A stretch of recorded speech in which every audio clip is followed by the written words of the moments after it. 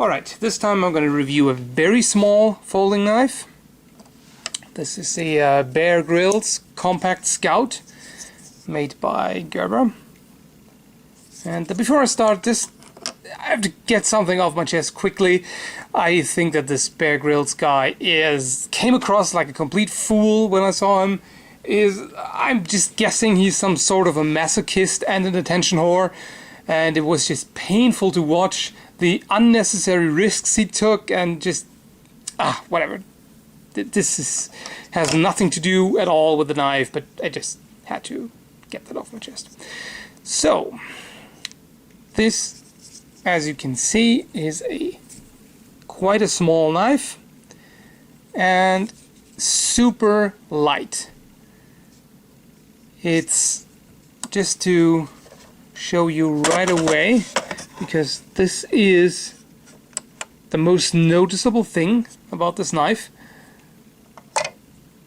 It weighs in at 26 grams, or let's see that in ounces. Sorry, 7/8 of an ounce. Ounces suck. So an absolute lightweight. You can just throw it in your pocket and forget about it. You won't notice it whatsoever. It's a Lockback knife. See the lock right here. And the handle scales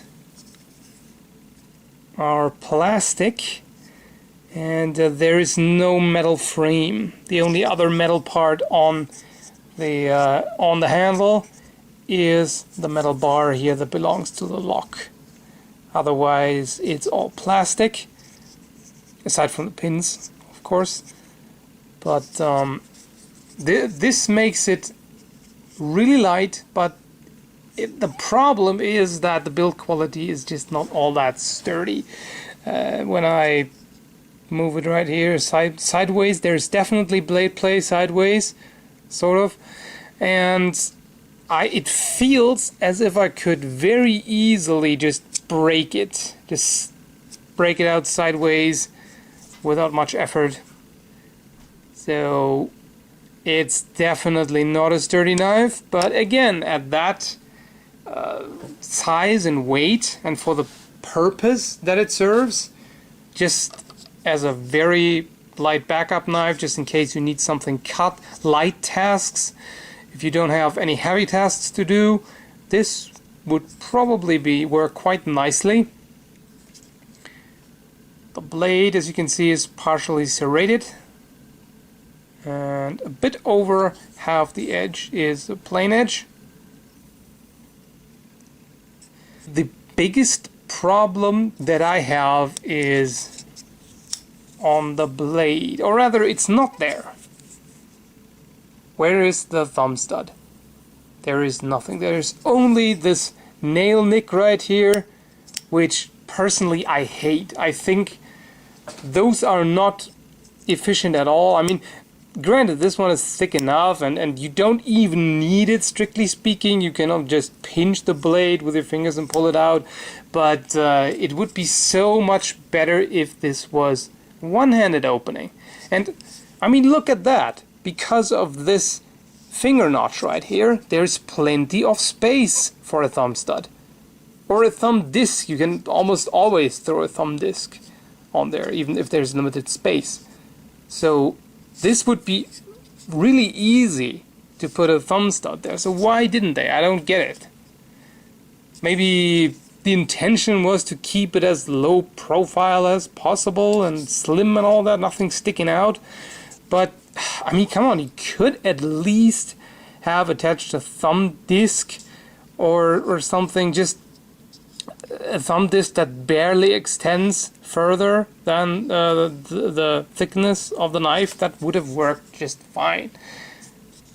As it is, I mean, you can, with lots of fumbling, you can get it open. But you have to be cautious, and it's not that easy. So this is somewhat of a pain. Other than that, the handling is, well, not bad. It's not astounding, but it's definitely not bad. It has some jimping right here, which is, you know, rather shallow, so you do notice it, but barely. It doesn't really do all that much. But because of the shape here, the finger notch here, it doesn't really matter. Because of that, it's securely enough in the hand. The pattern over here is not as grippy as it might look. But again, the shape of the handle is definitely enough to allow for a firm grip. Although, if I grip it really firmly, I can hear the plastic crack a little bit. It's rather unnerving. It feels like if you were to really grip it firmly and press on the blade and then do something that the blade might just break from the handle. So, yeah. So you would definitely have to be careful with that. But if you just want a super light knife for light tasks, this might suit you very well.